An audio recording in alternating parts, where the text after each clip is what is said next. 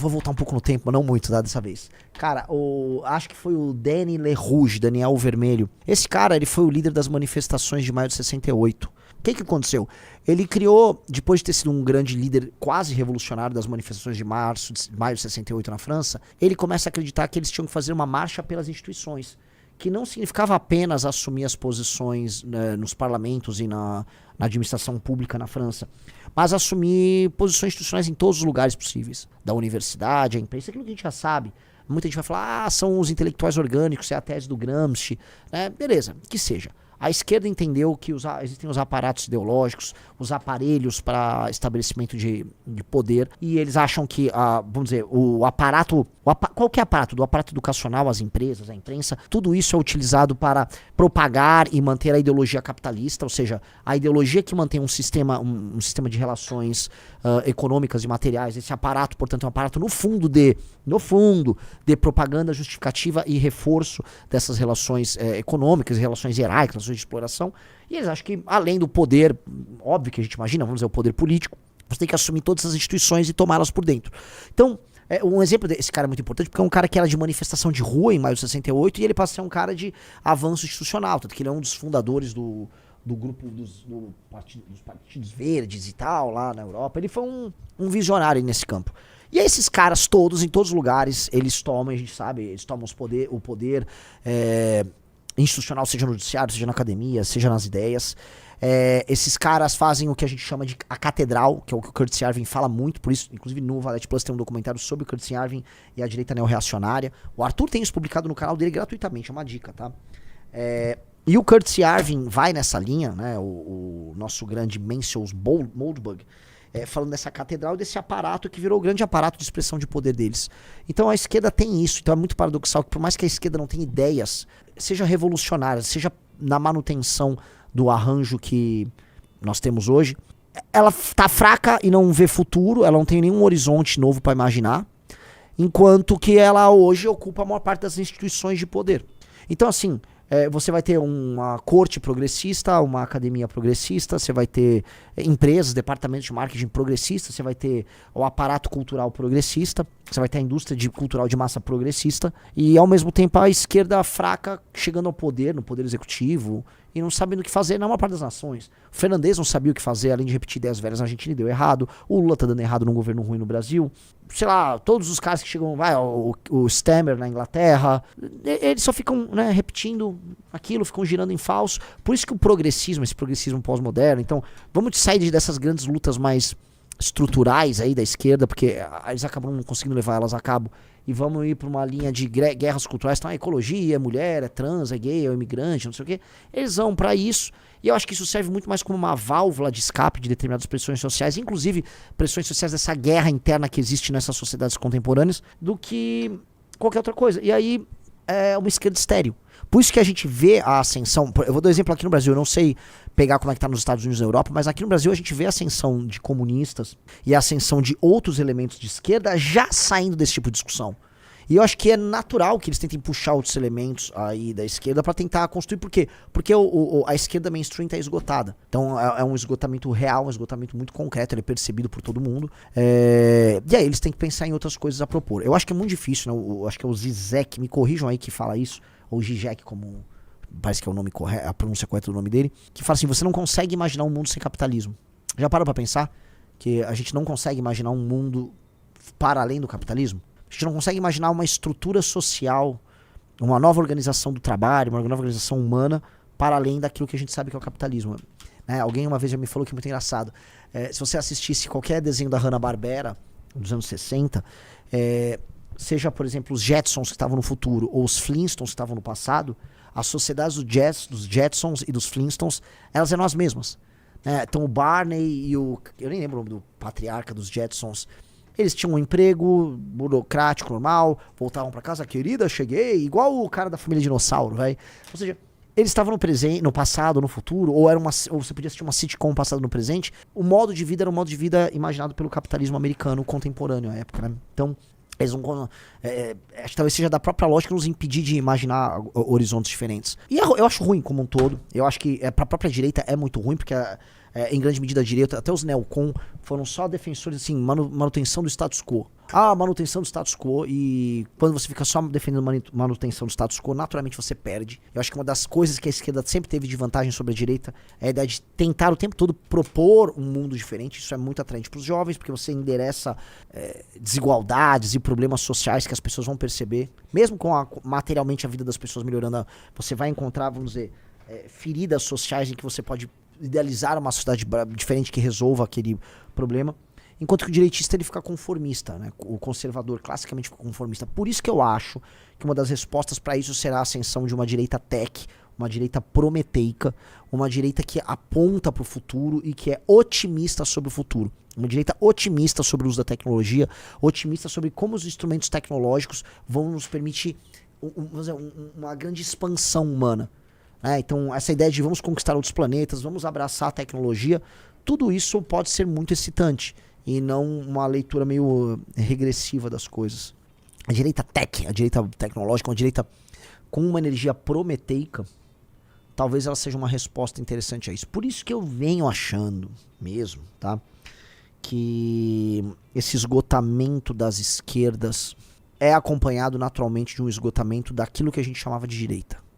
E na verdade você tem um processo de superação dentro do campo da direita, com coisas muito novas acontecendo, que estão trazendo respostas que a esquerda não está conseguindo trazer. Porque assim, as direitas meio que superaram. Reparou que o velho Partido Conservador Britânico foi destruído? Gente, o Partido Conservador, era as priscas aí, né?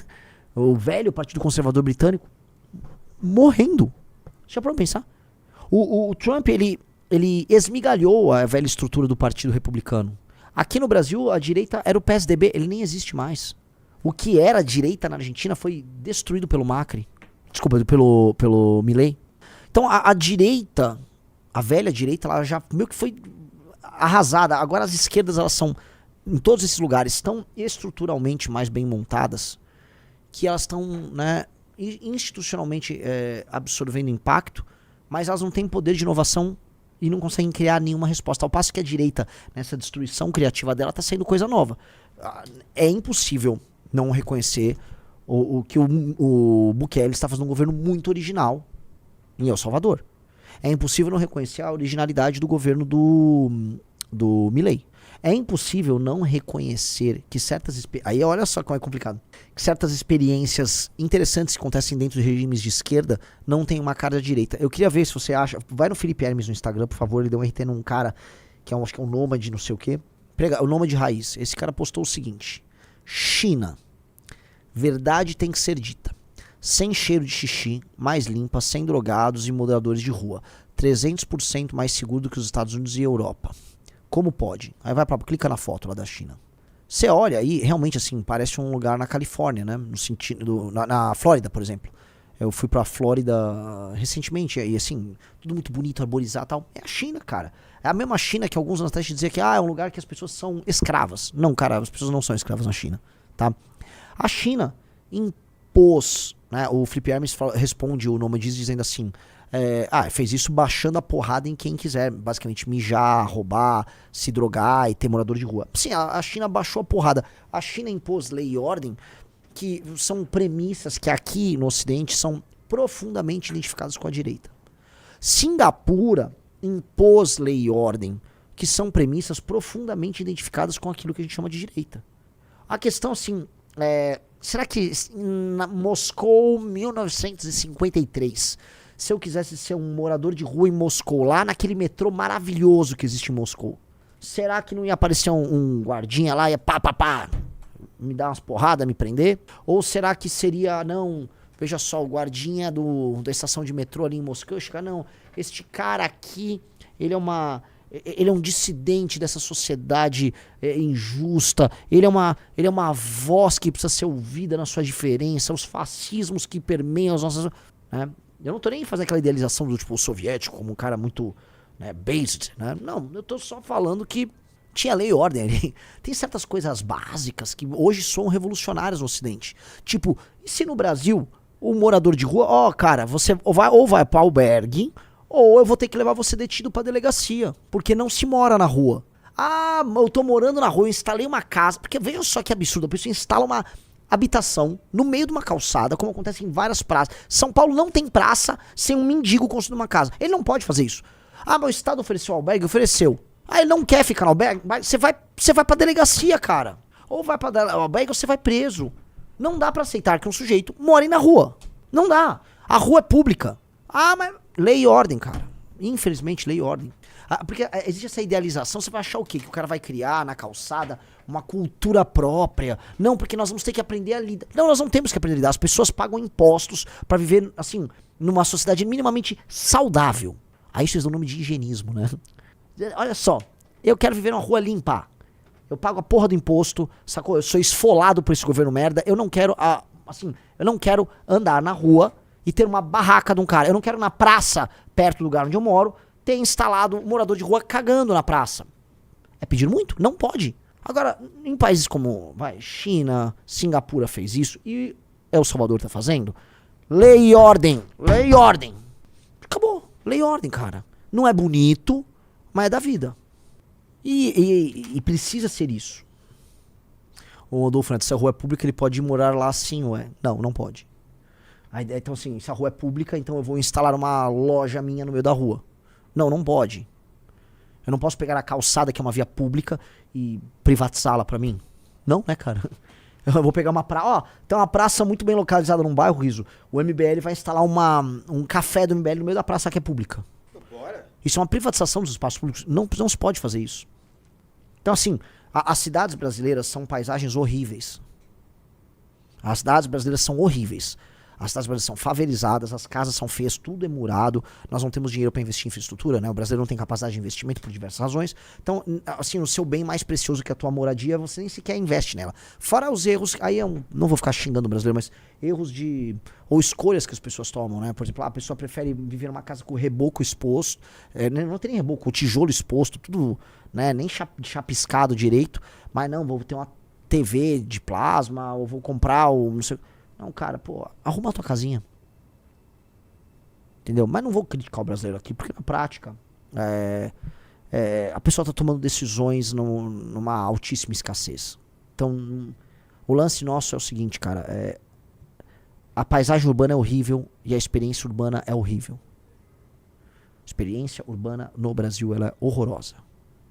E nós temos medo de discutir essas coisas. Porque, vou colocar aqui, eu falei uma coisa básica sobre morador de rua. As pessoas dizem, olha, a China limpa, tá? Como o Felipe Hermes colocou, os chineses, né, não vai ficar legal se for morar no meio da rua lá na China. Também não vai ser muito legal se você em Singapura for morar no meio da rua. E não deveria ser legal você morar no meio da rua do Brasil. Só que a gente tá tão, né, o padre lá deixou vocês todos traumatizados, né? Todo mundo tá traumatizado. Todo mundo tem medo de falar o que precisa ser dito. O Matheus Batista propôs uma discussão para poder controlar fluxos descontrolados migratórios que geram problemas sociais dessa natureza. Aí fica todo mundo com medo de falar. Todo mundo tem medo. Todo mundo encagaçado. A gente é muito encagaçado no Brasil. A gente tem medo de falar as coisas como elas são. E só em assuntos que são muito consensuais, você consegue falar as coisas nos termos certos. Quando eu falo, olha, tem que prender e matar, ou matar, né, lideranças do crime organizado. Matar, você resistiu, ou tô num conflito e tal. Nossa, não, isso aqui eu aceito. Entendi. Mas assim, o morador de rua, ele não pode ficar morando na rua. Não pode. Ponto. E só uma coisa, tá? Existe um aspecto muito complicado. A maior parte dos moradores de rua são pessoas com algum tipo de problema que inviabiliza, às vezes, retorno a trabalho e tal. Essas pessoas poderiam estar com seus familiares. Às vezes, toda família, não toda, mas muitas famílias têm pessoas que estão incapacitadas, às vezes elas acabam vivendo, né? Uma família de classe média às vezes consegue sustentar que tenha uma pessoa que não tem não nem problema mental, ela é deprimida ou envolvida com bebida e tal, ela fica encostada no núcleo familiar. Tem pessoas que o núcleo familiar ou expele ela, ou elas não têm o apoio do núcleo familiar e as pessoas vão pra rua. Então tem um problema aí. Essas pessoas, elas não vão acabar conseguindo trabalhar ou não vão trabalhar. Essas pessoas se envolvem com drogas e tal. Algumas têm problemas mentais. Nos Estados Unidos, pessoas com problemas mentais que estão aí na condição de rua é mais de 50%. Então, né, não, sem ilusões que todos vão virar, ter uma empresa. Não tem, cara. São pessoas que elas existem e nós temos que lidar da melhor maneira possível. Mas definitivamente não é transformando as cidades, tá, em favelões. Gostou dessa análise? Assista o Análises Renais de segunda a sexta no canal do MBL Live TV, às 15 horas. Para mais cortes como esse, se inscreva no Pela Missão.